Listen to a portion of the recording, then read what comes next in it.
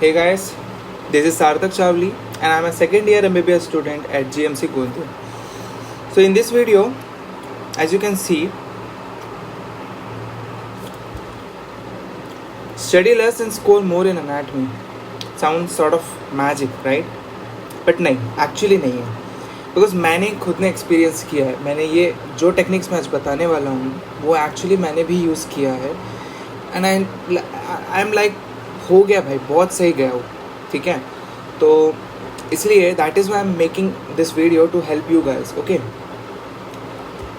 So in this video what I am going to do, I am going to tell you how I managed to score more by using smart study techniques.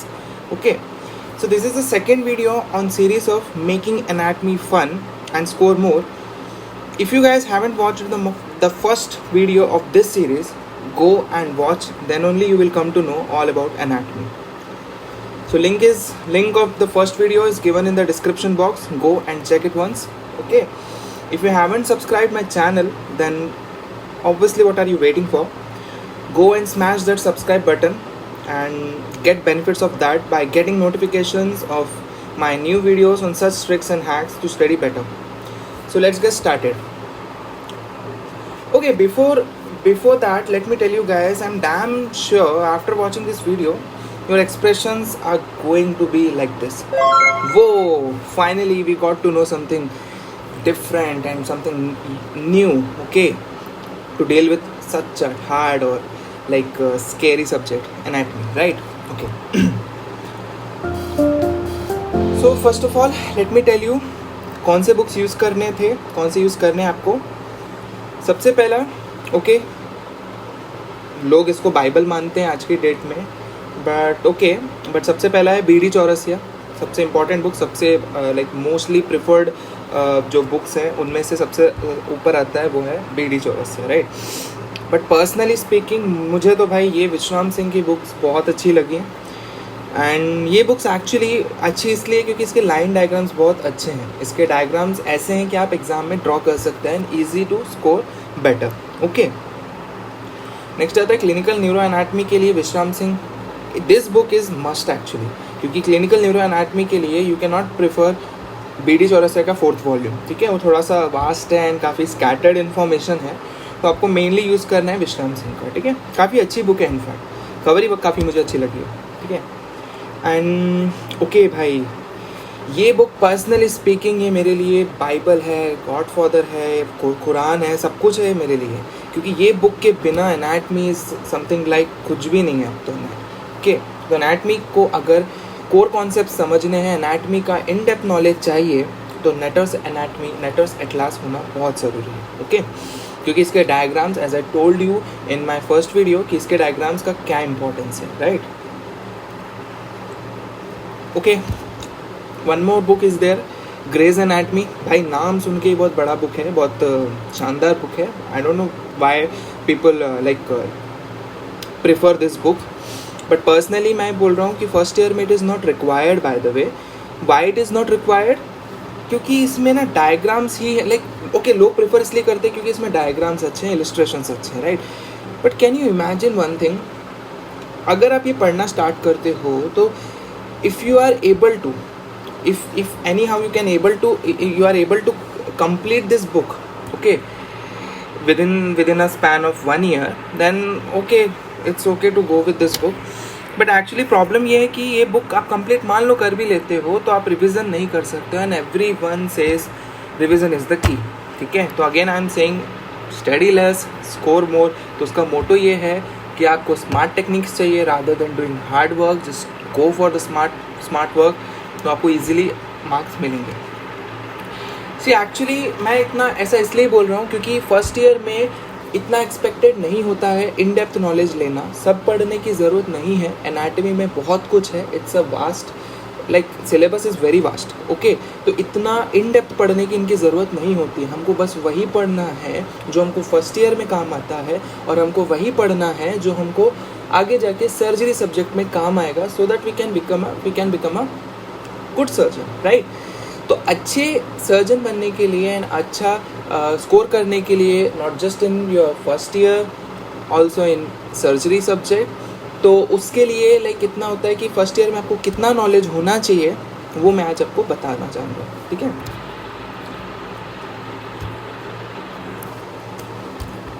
As you can see over here, surgeon है, obviously surgeon बना है, hard work है, okay है, hard work तो है, but साथ में smart work भी है इस इंसान का, राइट।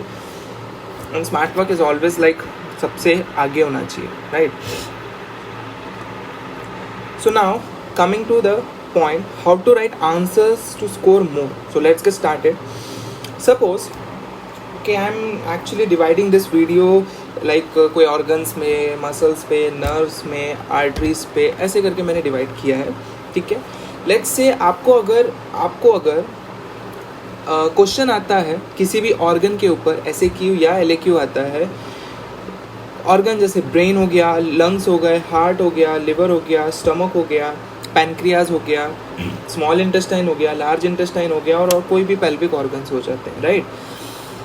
अगर इन ऑर्गन्स पे अगर आपको क्वेश्चन आता है तो आपको क्या सब हेडिंग्स यूज़ करनी है ताकि एग्जामिनर का ध्यान स्पेसिफिक पॉइंट्स पे जाए और वो खुश होकर आपको ज़्यादा मार्क्स दे, राइट। सब headings that are to be followed. सबसे पहले इंट्रोडक्शन। लेट्स से आप स्टमक के बारे में बात कर रहे हो, स्टमक का क्वेश्चन आया है एंड आपको स्टमक का इंट्रोडक्शन देना है, बेसिक सा आइडिया देना है, लाइक स्टमक क्या होता है, फंक्शन क्या है, बस 3-4 लाइन में उसको ख़त्म करना है introduction. Second is the location. Location is must, आपको लोकेशन मेंशन करना ज़रूरी है और उसमें आपको डायग्राम पॉसिबल है तो आप बना सकते हो, नहीं है तो अदरवाइज आप नहीं भी बनाते हो तो चलता है, बट लोकेशन आपको मेंशन करना ज़रूरी है। Next is a gross features. Gross features like आपको उसके बॉर्डर्स कितने हैं, उसके साइड्स कितने हैं, ये सारी चीज़ें आपको बताना होता है। And try to make diagram, जितना हो सकता है डायग्राम्स बनाना है, ठीक है। टॉपिक वाइज आप जा रहे हो, ठीक है, एंड टॉपिक वाइज जब आप जाते हो तो हर टॉपिक में आपको ज़्यादा लिखने की ज़रूरत नहीं है। हर टॉपिक पे आप अगर डायग्राम बना दोगे, सिर्फ डायग्राम बना दोगे ना, तो एग्जामिनर को समझ में आ जाएगा कि हाँ इस इंसान ने या इस स्टूडेंट ने पढ़ के रखा है तो मुझे इसको मार्क्स देने ही हैं, ठीक है। ऐसा नहीं होता है, देखो 2 स्टूडेंट्स होते हैं जिसने 10 पेज लिखा हुआ है पर उसने एक भी डायग्राम नहीं बनाया। एक और स्टूडेंट है जिसने सिर्फ 5 पेज लिखा है पर 5 पेज में उसके डायग्राम्स हैं और उसने जो 10 पेज में बताना था उसने 5 पेज में सिर्फ डायग्राम्स के हेल्प से बता दिया, एक्सप्लेन कर दिया। तो एग्जामिनर ने वो 5 पेज वाले को 10 में से 8 दिया एंड वो 10 पेज वाले को एग्जामिनर ने 10 में से 4 दिया। फ़र्क इसलिए आया क्योंकि 10 पेज भी लिखना कम नहीं होता है। 10 इसने बहुत मेहनत से लिखा है, सब कुछ लिखा है, सब अच्छा ही लिखा है, गलत नहीं लिखा है, पर भी उसको मार्क्स कम मिले हैं। मार्क्स इसलिए कम मिले हैं क्योंकि एग्जामिनर को डायग्राम्स नहीं मिले हैं, ठीक है। एंड सेकेंड पॉइंट, एग्जामिनर्स उतना रीड नहीं करते हैं क्योंकि उनके पास इतना टाइम नहीं होता है कि सभी स्टूडेंट्स का सभी आंसर्स वर्ड टू वर्ड वो रीड करें। उनका मेन मोटो होता है कि उनको जानना है कि स्टूडेंट को आता है कि नहीं आता है। अगर वो ये देख लेगा डायग्राम्स के थ्रू कि अगर आपको आता है, स्टूडेंट को आता है, तो वो 10 में से 7-8 देने में उसको कोई प्रॉब्लम नहीं है। वो ईजिली 10 में से 7-8 दे देगा एंड आपका स्कोर अपने आप बढ़ जाएगा, ठीक है। नेक्स्ट पॉइंट आता है रिलेशंस। रिलेशंस में कहाँ पर लोकेटेड है एग्जैक्टली हमने पता किया। उसके बाद उसके आसपास कौन से स्ट्रक्चर्स हैं, उसके आसपास कौन से ऐसे चीज़ हैं जिनको मुझे जानना ज़रूरी है, क्योंकि आगे जाके अगर सर्जरी वाला भी हो, लाइक इफ इन केस आप सर्जन बनते हो तो आपको ये पता होना चाहिए ना, जब आप एब्डोमेन ओपन करोगे तो आपको सबसे पहले स्ट्रक्चर्स क्या दिखेंगे।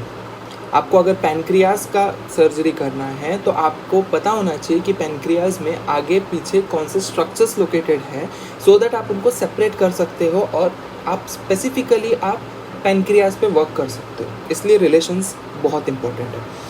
Next is the blood supply. Her organ का अपना अपना एक ब्लड सप्लाई होता है एंड वो ब्लड सप्लाई भी आपको मेंशन करना ज़रूरी है। कोशिश करो डायग्राम के थ्रू बट ब्लड सप्लाई निपटा दो, कुछ ज़्यादा लिखने की ज़रूरत नहीं होती है। नर्व सप्लाई नेक्स्ट आता है, नेक्स्ट पॉइंट आता है नर्व सप्लाई। अगेन इसमें भी आपको सिर्फ डायग्राम बनाना है। लिम्फेटिक्स में जितने आपको डायग्राम्स दिखेंगे आपको डायग्राम्स बनाने हैं। Applied anatomy is the key. Her examiner सबसे आखिरी में ये देखना पसंद करता है। जिस भी स्टूडेंट ने अप्लाइड एनाटॉमी लिखा होता है अपने आंसर के एंड में, उसको डेफिनेटली वो 7 में से 8 देगा ही, 7-8 देगा ही 10 में से, फॉर श्योर देगा, क्योंकि applied anatomy is the one जो वो चाहता है कि आपको पता हो, क्योंकि आपको फ्यूचर में डॉक्टर्स बनना है, राइट। ये था ऑर्गन्स के लिए। कोई भी ऑर्गन अगर आपको आता है क्वेश्चन में, तो ऑर्गन्स के लिए कौन से सब हेडिंग्स आपको फॉलो करने हैं, ये वो सब हेडिंग्स है। ट्राई करो, डायग्राम्स जितने हो सके निकालो।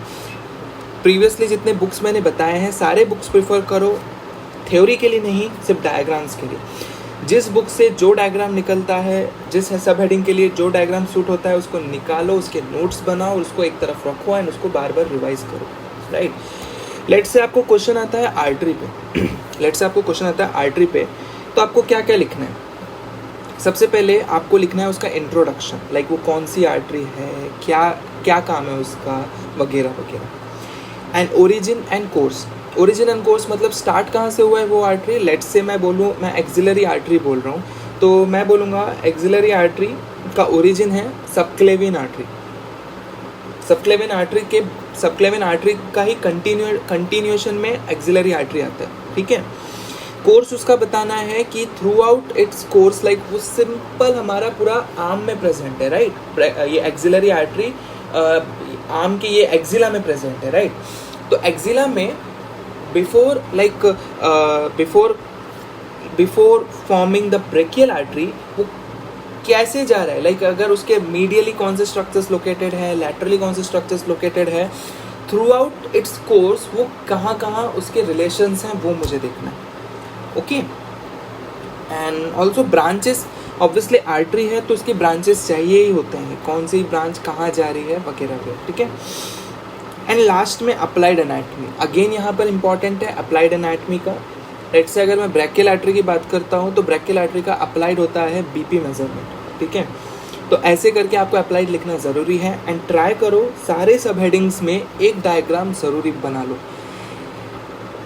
डायग्राम्स अगर आपको एक बुक में नहीं मिलते हैं तो आप करो सर्च, नेटर्स निकालो। नेटर्स के डायग्राम्स बनाना इतना इजी नहीं होता है, पर अगर कोई डायग्राम्स इजी टू ड्रॉ है तो आप उनको प्रेफर कर सकते हो, ओके। हो सकता है आपके कुछ diagrams, most of the diagrams विश्राम सिंह के काफ़ी अच्छे हैं, तो आप विश्राम सिंह भी प्रेफर कर सकते हो। बीडीसी के डायग्राम्स ज़्यादा कुछ खास नहीं होते हैं। एंड ऑब्वियसली ग्रेस में भी आप चेक कर ही लो, क्योंकि ग्रेस में नेटर्स के ही डायग्राम्स होते हैं, ओके। तो सारे बुक्स जो मैंने बताया है, सारे बुक्स के डायग्राम्स बस निकाल के रखो। बुक्स प्रेफर करो रेफरेंस के लिए, सिर्फ डायग्राम्स के लिए। थ्योरी में मत जाओ, क्योंकि थ्योरी बहुत वास्ट होता है, टाइम नहीं होगा, and at the end you will and up like, अरे मेरा इतना सारा बच गया, मैं क्या करूँ। Rather than saying that thing, आप प्रेफर करो कि आप सिर्फ डायग्राम्स करो। एंड ये सब हेडिंग्स, कोई भी आप टॉपिक पढ़ते हो तो ये सब हेडिंग्स को आपको एक रफ कॉपी में लिख के रखना है। एंड आप पूरा चैप्टर फिर रीड करो। पूरा चैप्टर रीड करने के बाद जो चैप्टर में आपको इन सब हेडिंग्स को फिल करने के लिए जो कीवर्ड्स दिख रहे हैं, जो की पॉइंट्स दिख रहे हैं, आप उसको अंडरलाइन करो एंड सिर्फ उसी को पढ़ो। उन्हीं को ज़्यादा याद रखने की कोशिश करो। आपको पूरा 100% याद रखने की ज़रूरत नहीं है।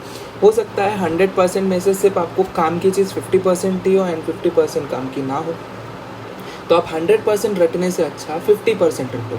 50% रटना ईजी होता है, ओके। नेक्स्ट आता है, लेट्स से आपको अगर मसल पे कोई क्वेश्चन आता है, लेट्स से आपको बोलता है कोई भी एक मसल पे आपको SAQ है, आपको LAQ है, तो कैसे लिखना है, ओके। अगेन उस मसल का इंट्रोडक्शन, ठीक है, मसल का ओरिजिन, कहाँ से स्टार्ट होता है, मसल का इंसर्शन, मसल का नर्व सप्लाई और मसल का एक्शन। अप्लाइड अगर किसी मसल्स के दिए हों कहीं पर तो देख लो, नहीं दिए हैं तो 5 पॉइंट्स सफिशिएंट है, ओके। पर इम्पॉर्टेंट ये है, यहाँ पर भी डायग्राम्स आने चाहिए, ओरिजिन के और इंसर्शन के, स्पेशली ओरिजिन और इंसर्शन के डायग्राम्स होने ही चाहिए, ठीक है। नेक्स्ट आता है नर्व। लेट्स से नर्व, अगर कोई भी नर्व पूछता है तो उसमें भी सेम एज आर्टरीज, बट इसमें एक और चीज़ इंपॉर्टेंट है कि ओरिजिन के टाइम पे आपको एक डायग्राम बनाना होता है। वो डायग्राम यहाँ पर आएगा, उसका प्लेक्सस का डायग्राम। फॉर एग्जांपल आपको रेडियल आर्टरी या musculocutaneous nerve, radial nerve, musculocutaneous nerve, ulnar nerve या मीडियन नर्व, इन पे अगर आपको LAQ या SAQ आता है तो आपको उसके ओरिजिन में ब्रैकियल प्लेक्सस का डायग्राम बस बनाना है। ब्रैकियल प्लेक्सस पूरा एक्सप्लेन नहीं करना है, पर ब्रैकियल प्लेक्सस का डायग्राम बनाना है, तो वो इंपॉर्टेंट है एंड वो एग्जामिनर को चाहिए ही चाहिए, ठीक है। एंड ऑब्वियसली उसका कोर्स किसी भी बुक में मिल जाएगा। एंड ब्रांचेस आपको पता होने चाहिए कि आपके आर्म में आने के बाद उसके कितने ब्रांचेस निकल रहे हैं, वो कौन से मसल्स को सप्लाई कर रहा है, उसके फोर आर्म में कौन से मसल्स को सप्लाई कर रहा है, हैंड में कौन से मसल्स को सप्लाई कर रहा है, तो वो सारे ब्रांचेस उसके पता होने चाहिए।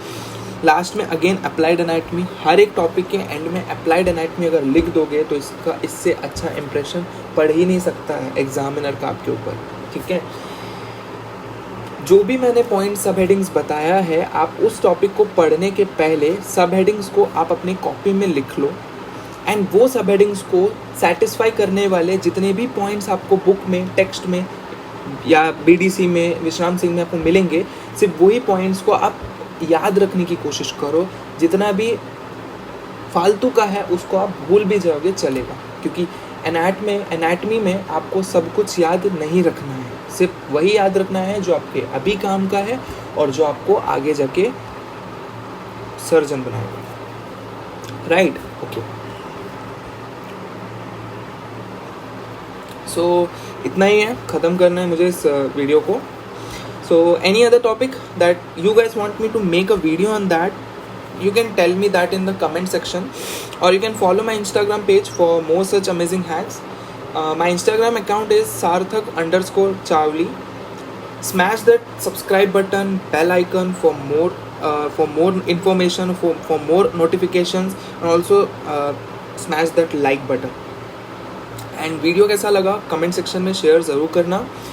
मैं आगे और वीडियो बनाऊंगा to help you guys with such hacks. Till then, stay safe, stay happy, thank you.